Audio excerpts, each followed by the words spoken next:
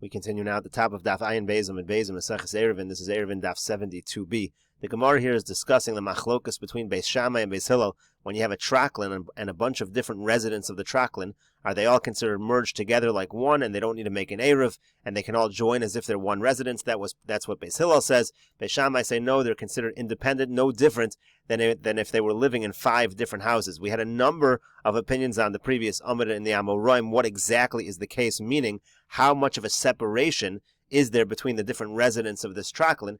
And now the Gemara is going to try to prove one way or the other. Meisvei, they ask a question from the following brisa. Rabbi Yehuda Hasabor. Rabbi Yehuda Hasabor says as follows. Rashi says he was called Hasabor because he was very sharp. So Rabbi Yehuda says as follows. Lo nechliku Beis Shammai o Beis Hillel al mechitzas hamagios letikra. Everybody agrees that if there are walls that reach the roof that are separating the various sections, then every group needs to make a separate eruv. Then they're already considered like separate houses. What is the machlokas Beis Shammai and Beis Hillel al mechitzos she'ein magios letikra? They're arguing when you have a situation where they're separated by walls that don't reach the roof. Beis Shammai say it's a separate eruv for every chabur. It's still considered separate. Beis Hillel say eruv echad l'kulan, one eruv for everyone, since the walls do not reach the roof. Therefore, it's basically all considered one group. So now the Gemara analyzes this in terms of the various Amoraim before. Now, there was a previous Man Da'amar who said that they're arguing even when the walls reach the roof to Yufta. This is a refutation of that position. Now, there was also a Man Da'amar that said that they're arguing when you have walls that do not reach the roof, siyata, then this is actually a proof. This is exactly what this Bryce is saying. Now there was one version of Rav Nachman where Rav Nachman said Beis Shammai and Beis Hillel are arguing when you have a mesipus, which is a very low mechitza. So that also to Yufta, that's going to be a refutation because that's not the issue. The issue here, the machlokas here, is by mechitzos that are ein magios latikra. And finally, the Gemara says, Lahach lishna damar of Nachman, according to the version of Rav Nachman, where Rav Nachman says, Af b'mesipus machlokas, even by mesipus is a machlokas. Leimatavet yufta, is this a refutation? Not necessarily. Amar loch Rav Nachman says very simply, Pligi b'mechitza v'hu adin b'mesipus. No, they argue in both cases. They argue by mechitza, and they also argue by mesipus. That's why he said Af b'mesipus. So the Gemara then says, now why is it that the way it's brought down in this brayse is by mechitza? To show you the koach of Beis Hillel, that even when you have walls that are separating the different sections, they're still considered one. Gemara says, why not argue by mesipus and show the strength of Beis Shammai that even over there they're considered separate? And the Gemara answers, koach de teira'ad, if we'd rather show you the koach of Beis Hillel, because that's the koach of heter, and it's always better to show a leniency, a heter, than it is to show something which is forbidden. Gemara now says, Amar Rav Nachman, Amar Rav. Rav Nachman says in the name of Rav, Halacha Rabbi Yehuda Hasabor. The halacha is like Rabbi Yehuda Hasabor, meaning the machlokas is specifically by mechitzas that are not magios l'tikra. Amar Rav Nachman Bar Yitzchak. Rav Nachman Bar Yitzchak says, Masnisa Nami Deka. From the Mishnah itself, we can also see this. Tikatani, because what does it say in the Mishnah? It says, Umodim Bisman Shemiksasan Shruin Bechadorim Uvalios. It says that everybody admits if they're in separate rooms or separate attics, then you need an eruv for each group. They're all independent. So what does that mean when it says chadorim and aliyos? What exactly? How were these rooms constructed? If you're going to say that chadorim means actual rooms and aliyos means actual aliyos, meaning that's the way they were built in the first place, as separate rooms, pshita, it's obvious. If they were built separately, of course they're separate quarters. Elalav ke'ein chadorim ke'ein aliyos. Obviously, it means they're divided in a way similar to the way rooms are divided, in a way similar to the way that aliyos are divided.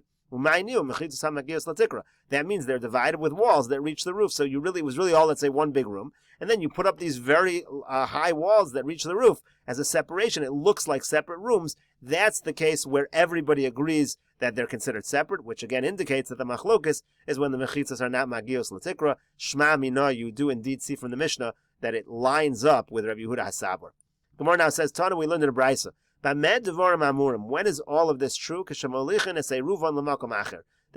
halacha over here is only true when they collect their eruv and they bring it and they're storing it in some other place, not in the traklin.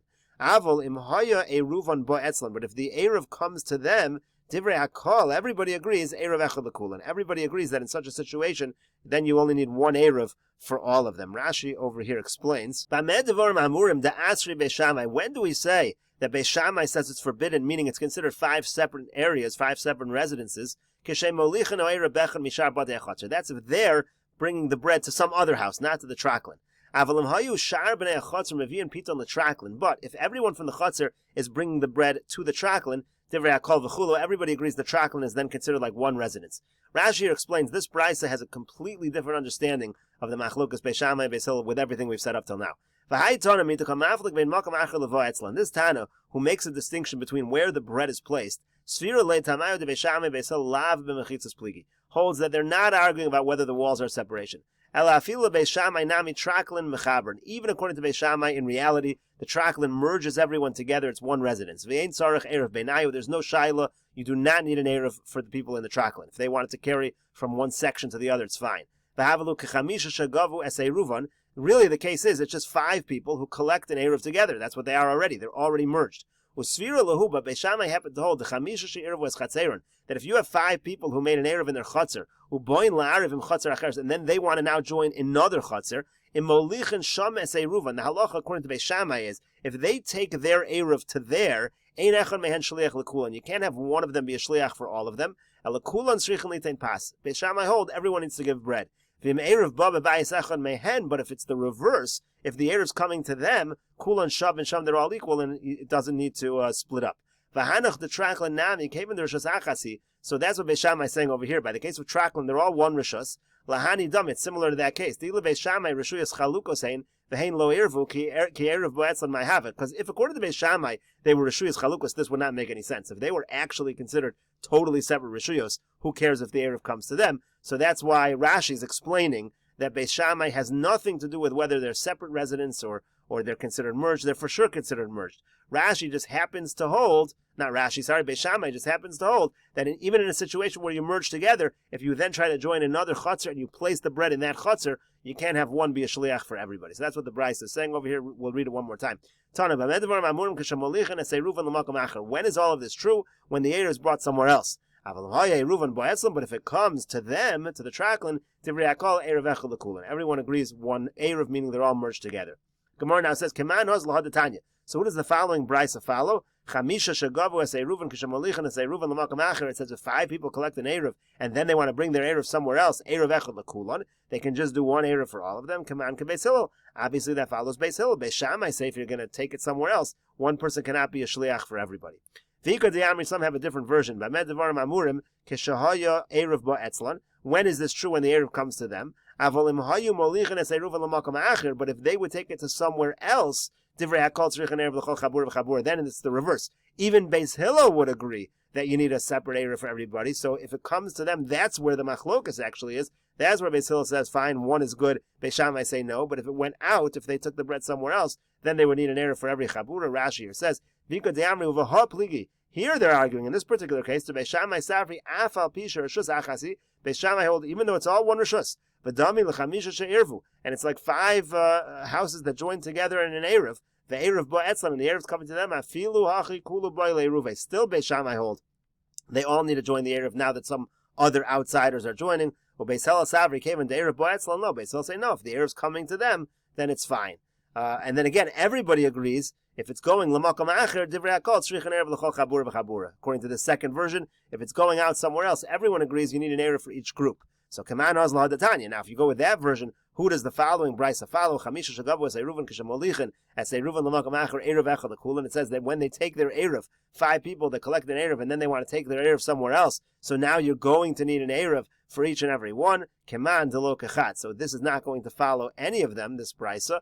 Because in this particular case, nobody, even Beis Hillel said if it's going, according to this version, even Beis Hillel said if it's going somewhere else, when it's molich and it's Eruvin l'makom acher, even Beis Hillel says you need a separate erev. You can't do erev echad l'kulan. The Gemara now continues with the Mishnah. Ha'achin sheyochlin al shulchan avim. Let's say you have brothers and they're still eating at their father's table, v'yashenim bevateim, but they sleep in their own houses.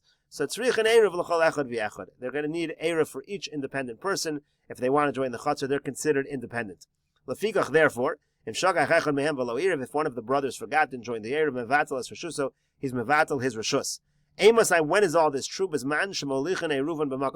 if the actual Eruv is going somewhere else, not to the father and the children. But if the Eruv is coming to them, let's say no one else lives in the chutzner, it's just the father and the sons. In this case, there's no need for an Eruv at all. They are all considered one in that particular situation. Rashi over here says, if they're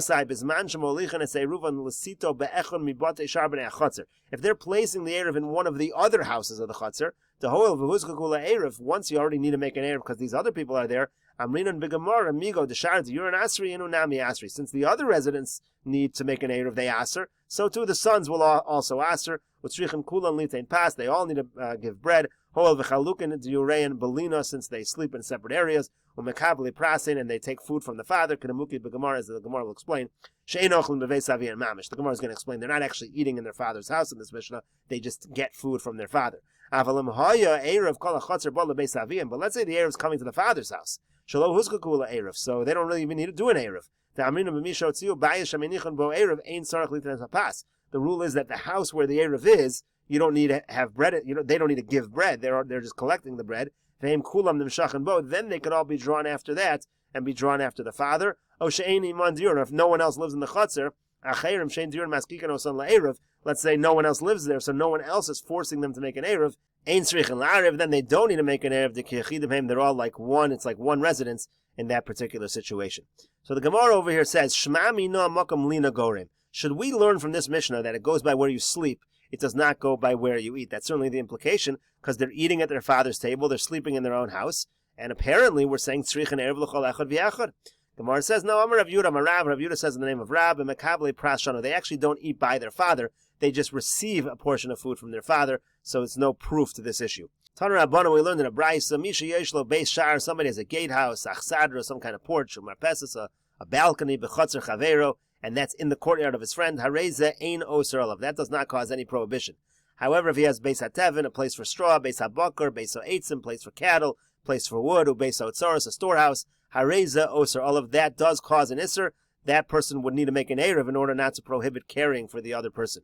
Rav Yehuda says, ein oser lamakam dira bilvad. Only areas where you live are problematic. Otherwise, these areas do not prohibit. Amar Rav Yehuda says, Ma'aseh ben Nafcha, there was a story with ben Nafcha, Shahayu lo chamesh chatzeros be'usha, he had 5 chatzeros in Usha. Uba ma'aseh lefnei chacham, and the story came in front of the chacham in V'yamru, and they said, Eino oser lebeis dira bilvad, it's not a problem, only houses where you live in cause problems. The Gemara says, Beis dira sal kadaytach, when you need it to be a house where you live. Ela ema makom dira, any area where you live is a problem, and that's the only situation that is a problem. My makom dira, what does it mean makom dira? Rav says, and we'll see a continuation of this discussion in the next video on Daf Ayin Gimel Amud Aleph.